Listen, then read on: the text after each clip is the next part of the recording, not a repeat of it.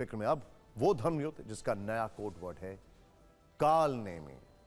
शंकराचार्य स्वामी अविमुक्तेश्वरानंद और यूपी सरकार का विवाद अब सिर्फ नोटिस तक सीमित नहीं रह गया, यह भीषण हो गया। इस लड़ाई में हर दिन इतिहास के एक नए नए कैरेक्टर की एंट्री हो रही है। पहले अकबर, औरंगजेब और हुमायूं का जिक्र आया और अब सीधे त्रेता युग के उस मायावी राक्षस की एंट्री हुई है जिसे हनुमान जी को छलने के लिए साधु का वेश बनाया था जिसने, और उसका नाम है काल नेमी। एक तरफ शंकराचार्य विमुक्तेश्वरानंद सरकार पर शब्द भेदी बाण चला रहे हैं, तो दूसरी तरफ सरकार कानूनी चक्रव्यूह रच रही है। प्रयागराज में नोटिस का खेला हो रहा है। मौनी अमावस्या के स्नान पर शुरू हुई यह लड़ाई अब शंकराचार्य बनाम सत्ता के किस खतरनाक स्तर पर पहुंच गई है, इस रिपोर्ट में देखिए।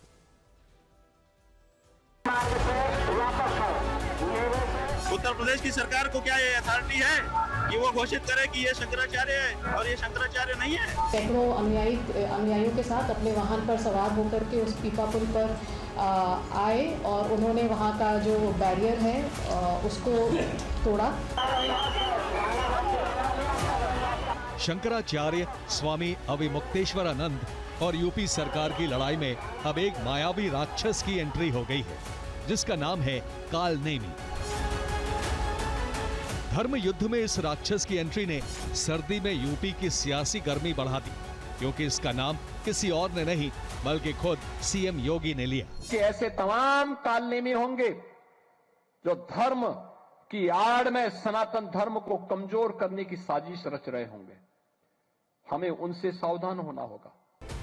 मुख्यमंत्री ने काल नेमी का जिक्र जरूर किया, हालांकि ये साफ नहीं किया कि उनका संकेत किसकी तरफ है, लेकिन माना जा रहा है कि इशारा शंकराचार्य स्वामी अविमुक्तेश्वरानंद की ओर ही था।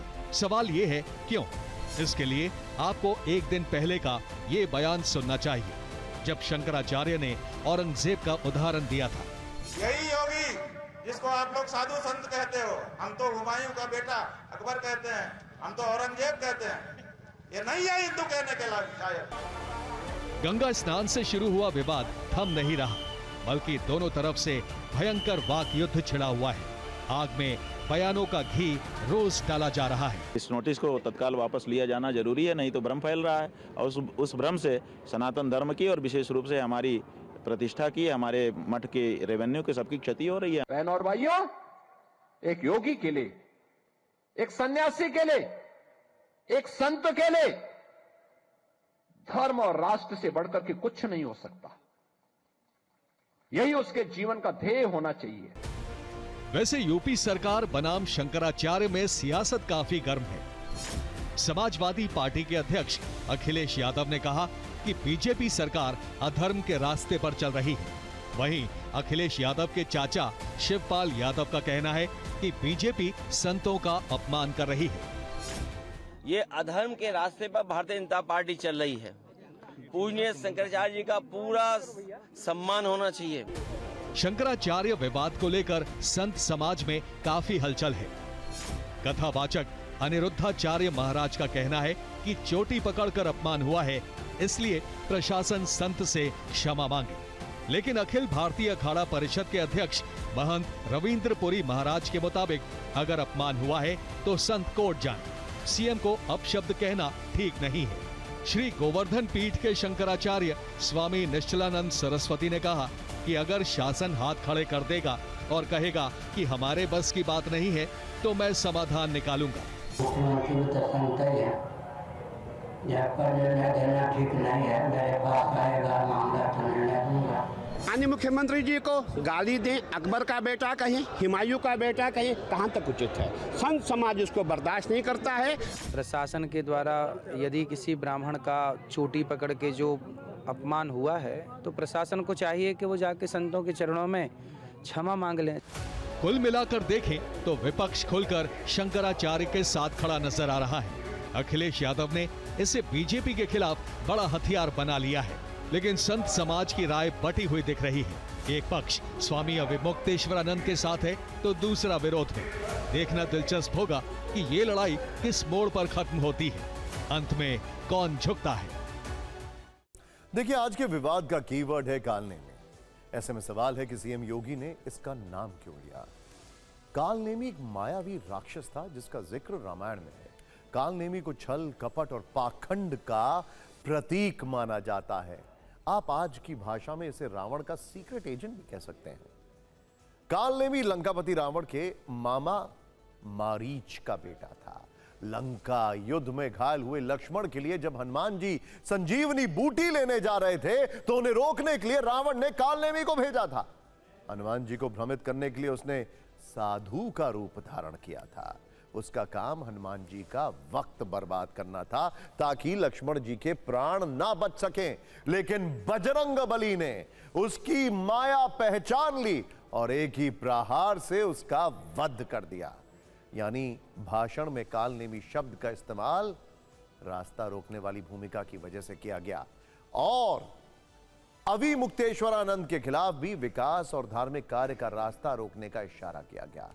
इस तरह साधु वर्सेस सत्ता वाली लड़ाई और तीखी हो गई। वैसे शंकराचार्य विवाद में कालनेमी के अलावा नोटिस वाला भी एक अपडेट है। मेला प्रशासन ने नोटिस नंबर 2 में अविमुक्तेश्वरानंद को माघ मेले में बैन करने की बात कही है। नोटिस में यह भी कहा गया है कि मौनी अमावस्या के दिन बैरियर तोड़ने और जबरन भीड़ में बग्घी घुसाने की कोशिश की गई, इसीलिए क्यों ना आपको हमेशा के लिए माघ मेले से बैन कर दिया जाए। यह चेतावनी दी गई है कि अगर 24 घंटे के भीतर संतोषजनक जवाब नहीं मिला तो संस्था को दी गई जमीन और सुविधाएं वापस ले ली जाएंगी। पहले नोटिस में प्रशासन ने अविमुक्तेश्वरानंद के शंकराचार्य होने पर सवाल उठाया था।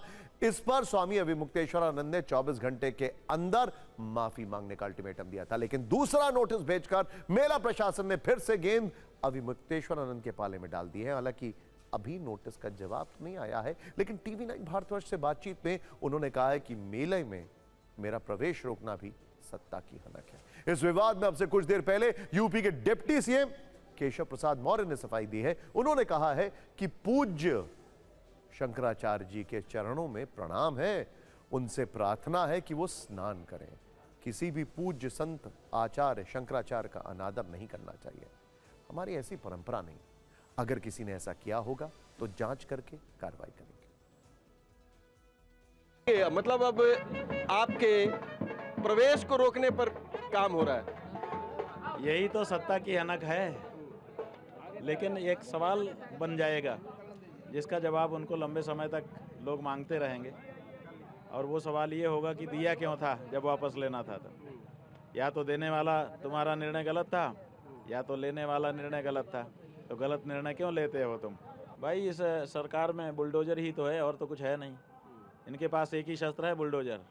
जहाँ मामला इधर उधर हो बुलडोजर चला दो। पूज्य शंकराचार्य जी के चरणों में प्रणाम करते हैं, प्रार्थना करते हैं, स्नान करें। नहीं, जिन लोगों ने भी किया है उसकी जांच करके, जो उनकी जांच करके जो भी किसी भी पूज्य संत आचार्य को, शंकराचार्य जी को, किसी भी संत का भी अनादर हमारे यहाँ करने का वो नहीं है।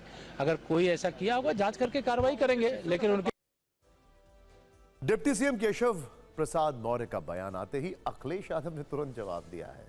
सोशल मीडिया पर उन्होंने एक पोस्ट लिखा जिसमें दिल्ली लखनऊ वाला संदेश और सवाल के साथ कटाक्ष छुपा था। अखिलेश के मुताबिक अपने मुख्य की लाइन काट रहे हैं। वो जो बयान दे रहे हैं उसके पीछे देश की राजधानी सक्रिय है या प्रदेश की। कहीं ऐसा ना हो कि प्रयागराज एक्सप्रेस के चक्कर में उनकी लखनऊ मेल छूट जाए।